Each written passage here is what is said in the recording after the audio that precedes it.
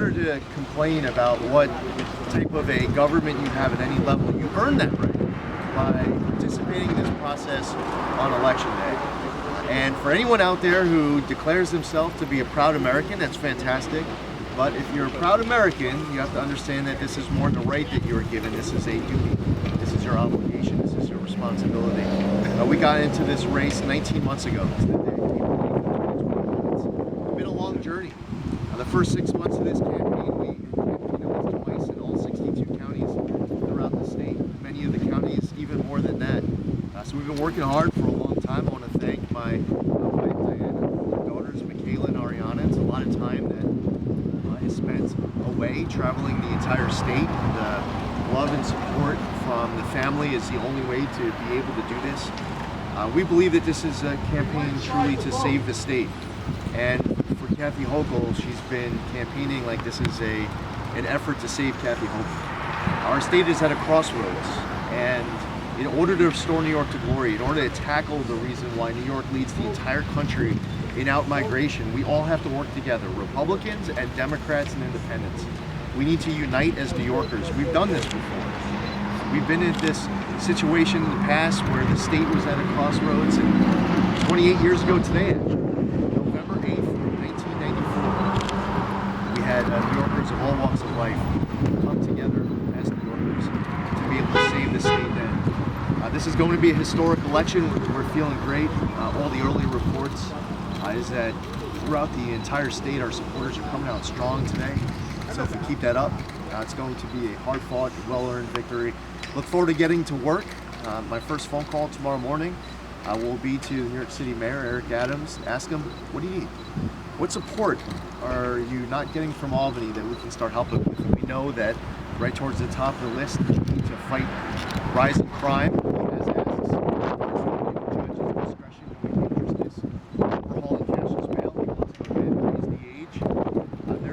For us to be able to do to make our streets and our subway safer, to protect our freedom, to give people a government that they can be proud of again, to improve the quality of education in our schools. It's what brought us into this race. It's the same message that we're still talking about today, and we can't wait to get to work.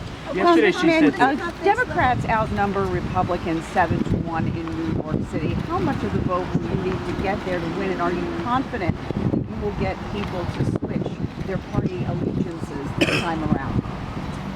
I'm able to guarantee that we win as long as all of our supporters show up. We have enough support out there to win the race, but people have to get to the polls. Inside of New York City, we can't get less than 30%. If we get less than 30% of the vote in New York City, we just don't see how we can win the race. If we get 35% or more inside New York City, it becomes very difficult to impossible to lose the race.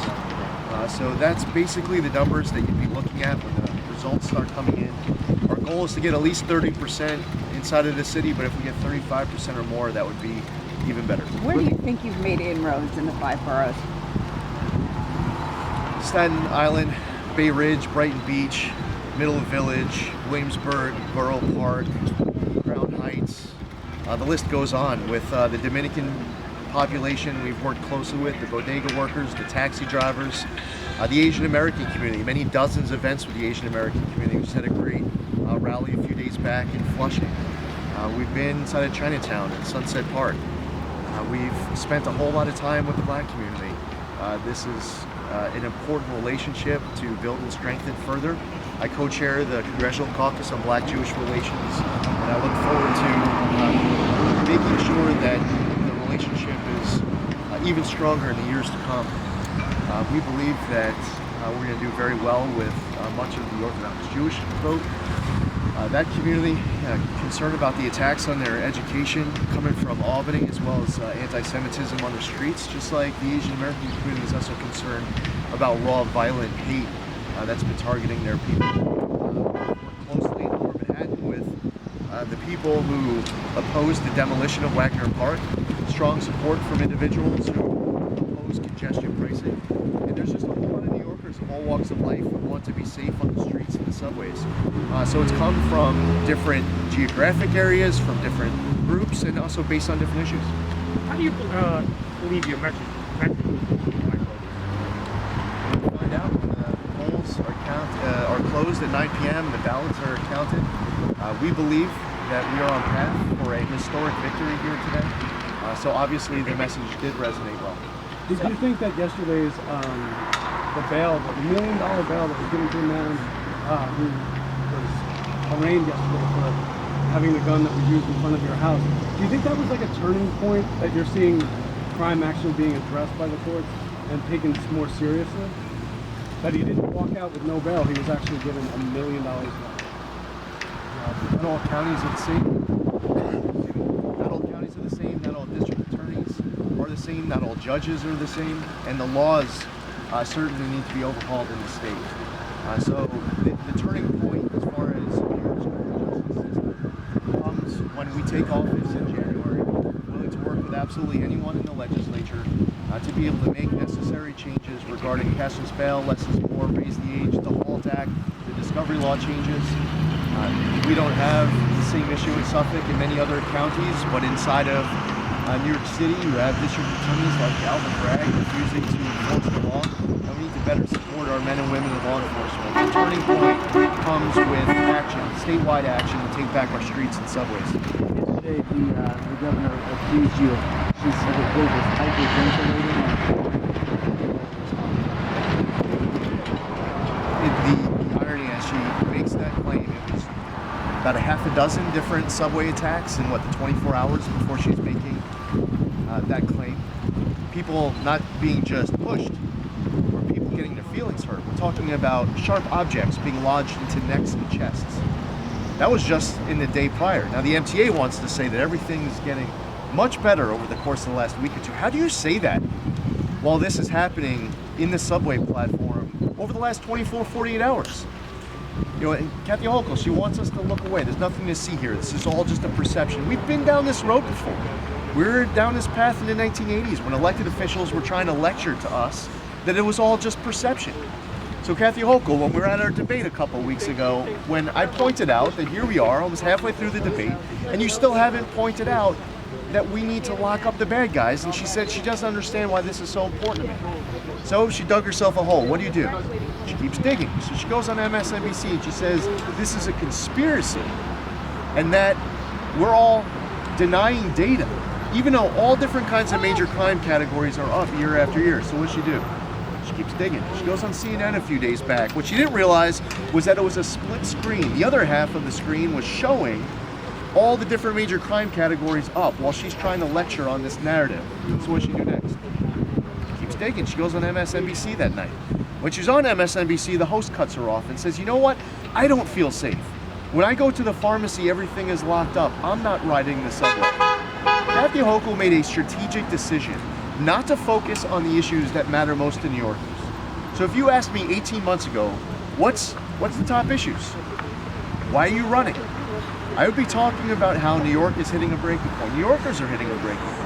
They feel like their wallet, their safety, their freedom, and their quality of their kids' education are under attack, and they want to reverse it. And they're looking at other states like Florida, Texas, the Carolinas, Tennessee, and elsewhere, and they feel like if they go there, their money will go further, they'll feel safer, they'll live life freer. I would have told you that, I did say that 19 months ago.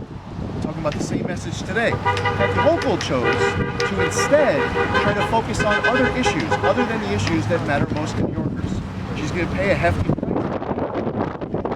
But her narrative about that, which we saw amplified, everyone was joking around about this over the weekend at the rally, just shows how totally out of touch they are and unprepared they are to tackle these important issues. Congressman, this race got a lot closer than anticipated. It was anticipated that would win by many, many points. Now polls show very few points separating you. You're at the top of the ticket, and I'm wondering, locally, you know, in New York, a Republican close to becoming governor, what that means for Republicans nationwide. Well, as far as New York races go, we have great candidates running for the House, for Congress, for the state legislature, for other local offices. They're campaigning hard, and we're successful to them. Credit to them for campaigning as hard as they are, stepping up, entering the arena to be able to put yourself out there to run. Many of these people people out, knocking on thousands of doors, taking absolutely nothing for granted. This is one team, one ticket. We're going to break the supermajority that exists in the state legislature. We'll see just how many Republicans get elected to the Assembly and Senate once the ballots are counted. The Republican delegation here in the House in New York is going to grow. Very likely will be up into the double digits. We'll see what the numbers are once the ballots are counted. And this has been a campaign where we've been focused on the issues that matter most to New Yorkers. When you as a candidate get asked, so what's the top issue? What's the top issues? We answer based off of what voters tell us are the top issues. Does that mean you're going to start replying to candidate emails? Kathy Okel has answered it. Your based off of constituency is what pretty she wants mad the about issues that. to become. It's all over your social media and your inbox. I'll take that too as a no.